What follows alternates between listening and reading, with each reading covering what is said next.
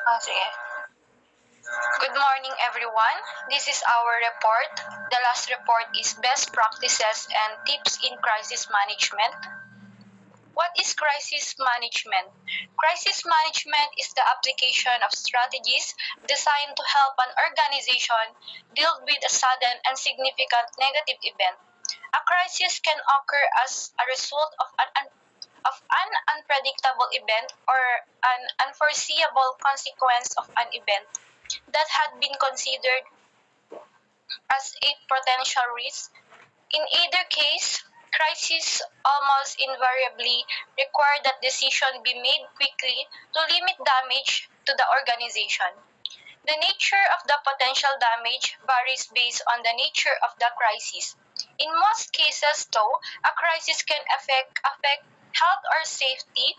The organization finances, the organization reputation, or some combination of these.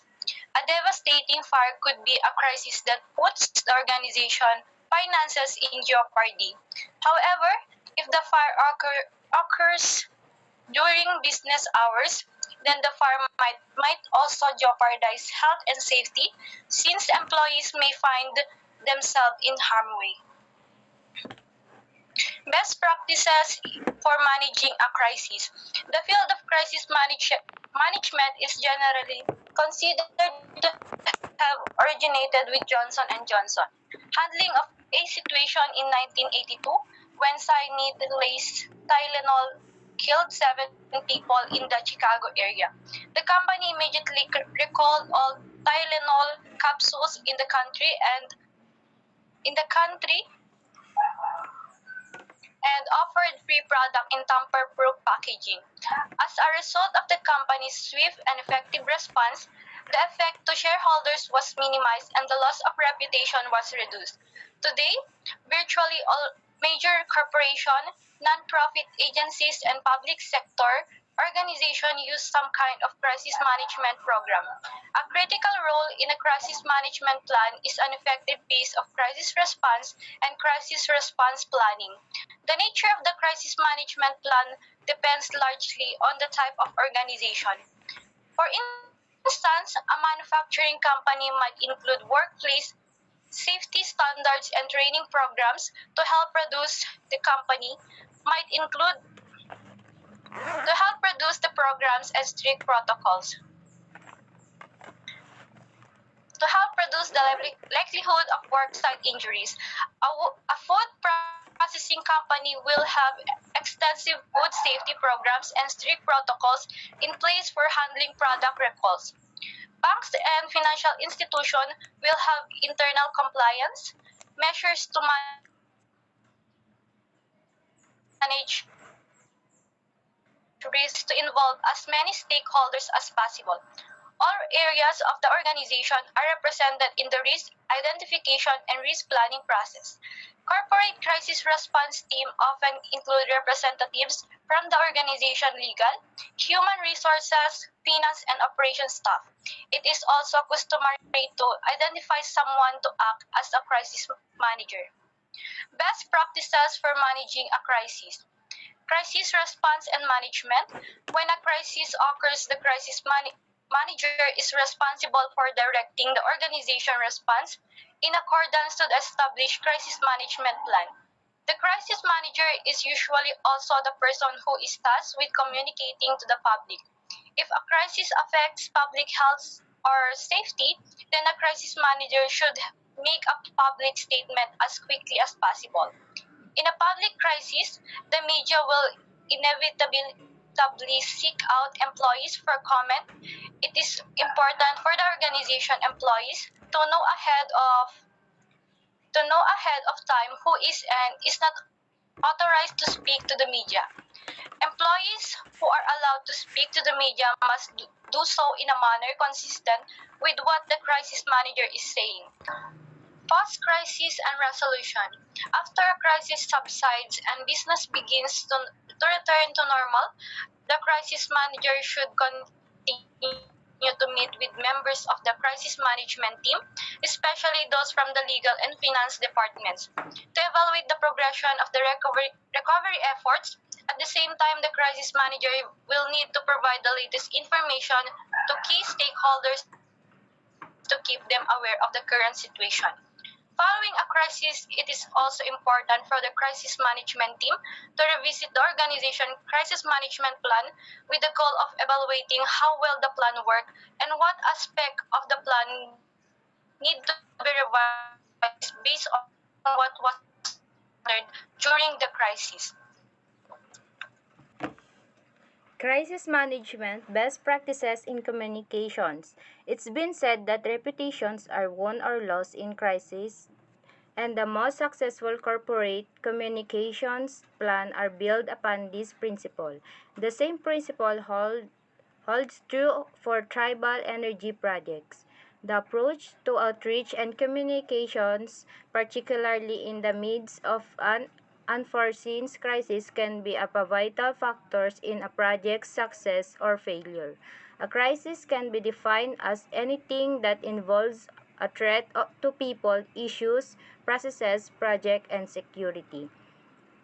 When such a hurdle challenge or setbacks arises, the communication team must have immediate access to the people who have the authority and knowledge to develop and disseminate the messages that responders will receive from the tribes.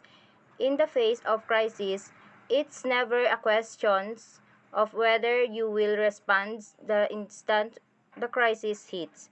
The critical question becomes, are you going to get out in front of it, or will you let someone else to let the story?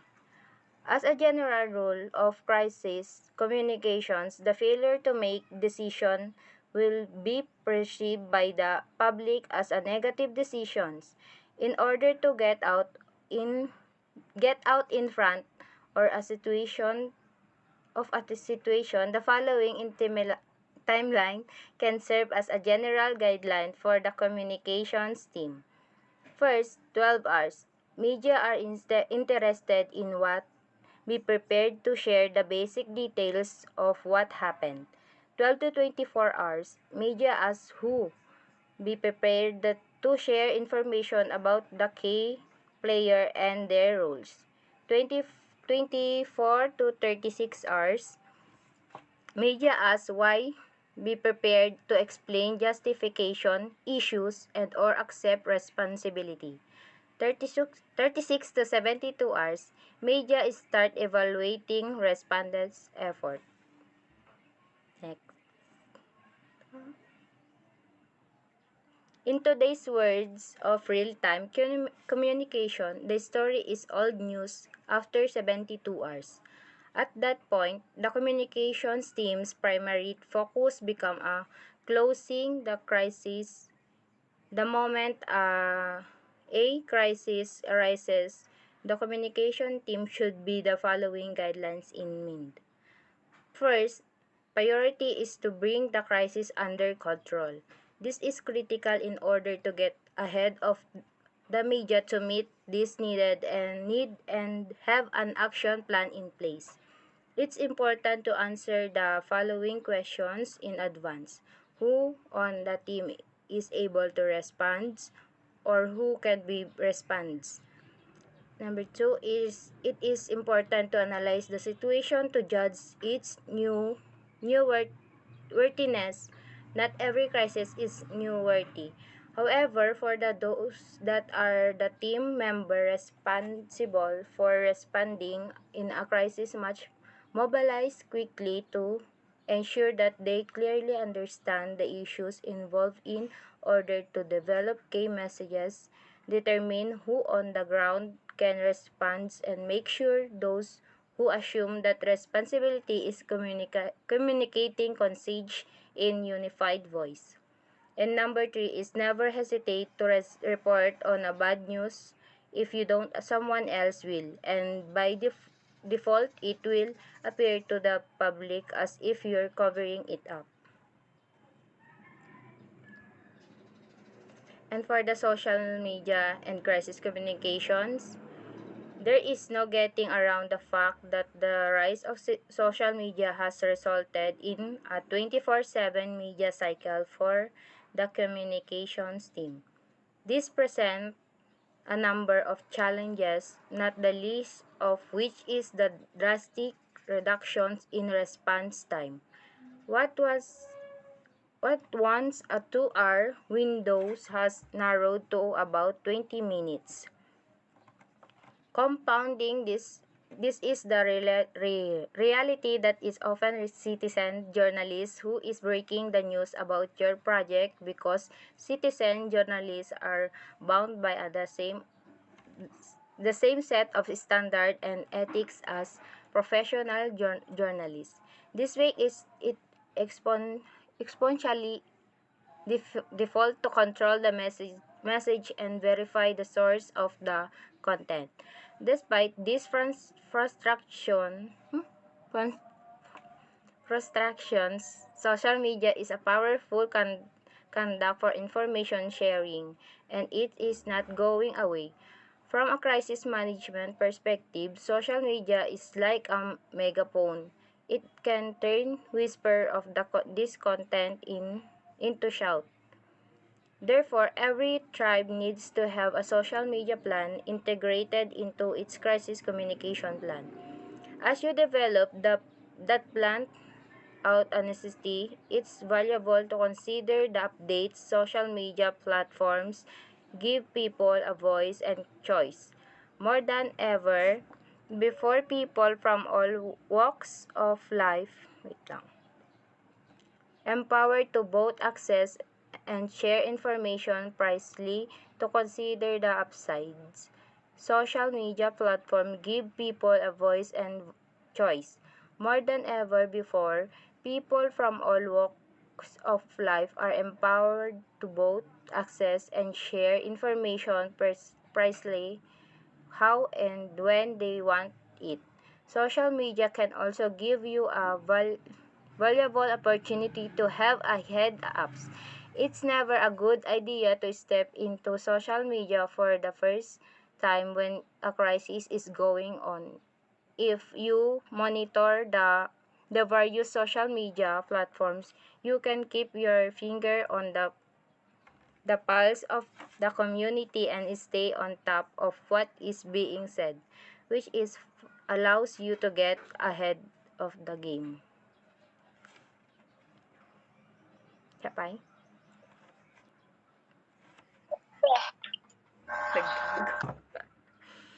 Naggago. Okay. General social media best practices. Develop content that focuses on quality over quantity. Deliver consistent messaging. Establish and adhere to a set social media policies. Actively monitor and listen to comments from fans or followers. Establish and adhere to standards and policies for conversing with fans or followers. Avoid link spam. Align social media activity with other communications strategies, tools, and tactics. Provide fresh content by posting and updating frequently.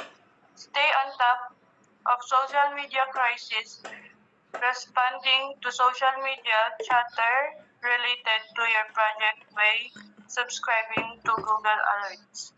Responding to social media crisis.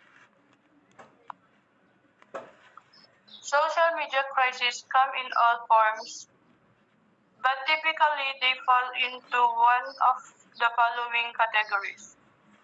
First, individual generated.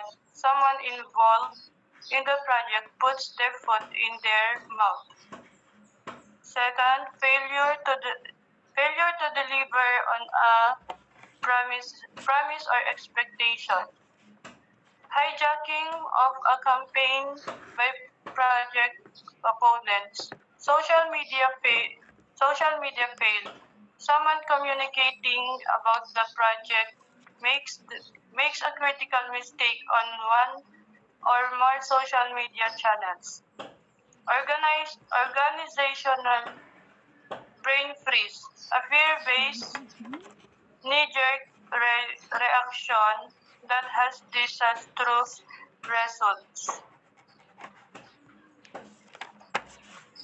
Guidance for responding to a crisis via social media.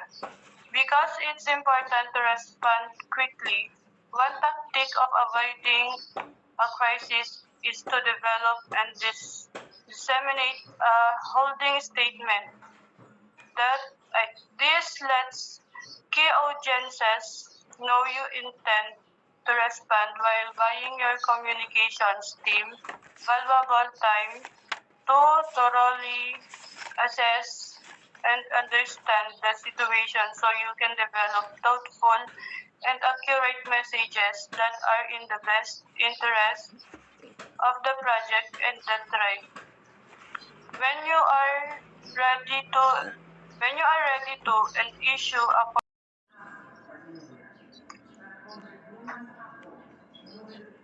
be polite, respectful, and level.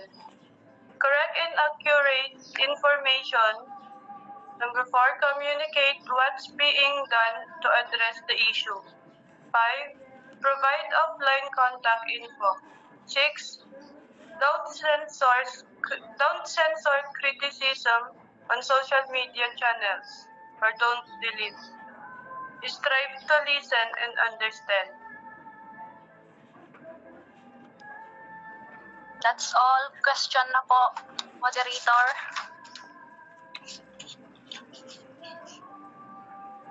Sino ang una? Si Mona Mery Yes, Irene. Rose. Ay, Or ni Marina lang tanong na na.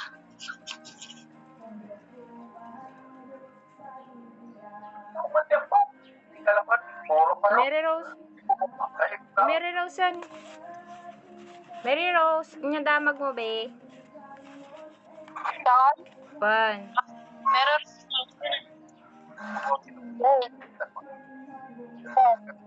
What are the best practices for communicating with stakeholders during a crisis? Siya kon. Good communication is key during a crisis. Be honest and clear when sharing information and give regular updates to people so people know what is happening. Show that you are working on the problem and listen to concern with respect. Okay yun? Alak? No. Okay, next. Moderator, damag kayo guys. Next moderator, guys. Chuck. How can a team prepare for future crises?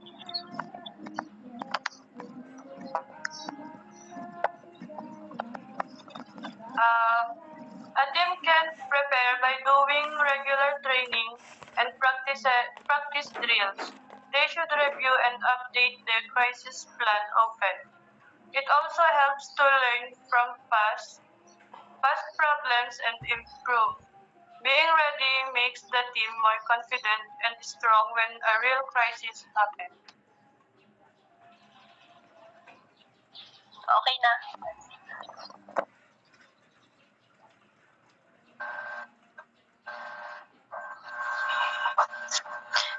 Guys. Mod. Sige, Alma. How can leadership help during a crisis? A good leadership, stay calm, guide the team, and make smart choices. They help others stay focused and work together. Yun lang.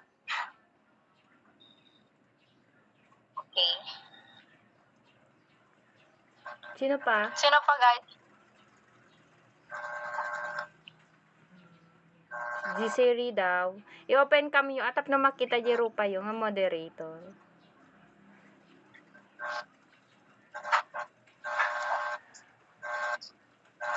Mugi.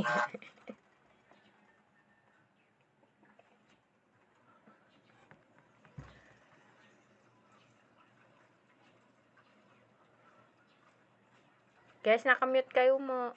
Awan mangag me. Be. Hintay nakamute.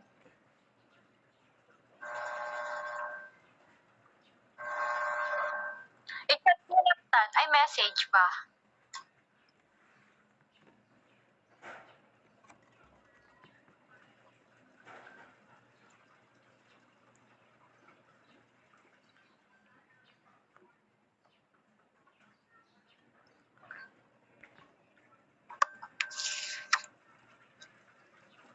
Damag ka pa, madam? Akon daw, madimang mo. Baka nakamute. Madimat nakamute suna. Ay, oh. I-message mo Mabalin na lang. i-chat. Message mo lang to yun.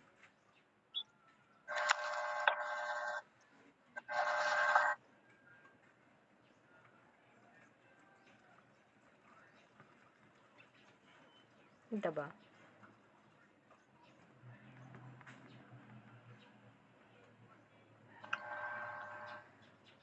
So, nag-message na lang po siya kasi hindi po marinig.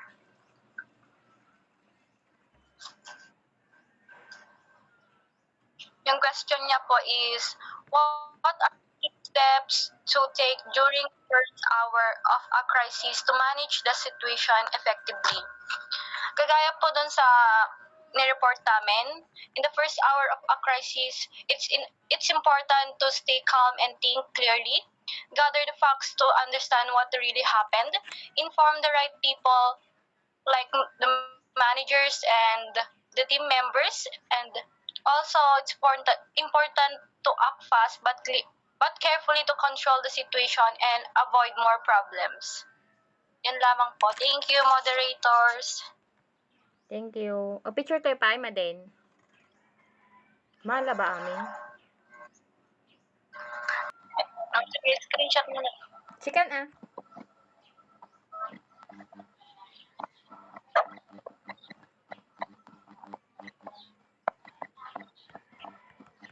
Mabalinan? Thank you, okay nan. Bye-bye. Na-record mo, Bes? Bon. Bye. Thank you, bye-bye. Bye. Bye-bye.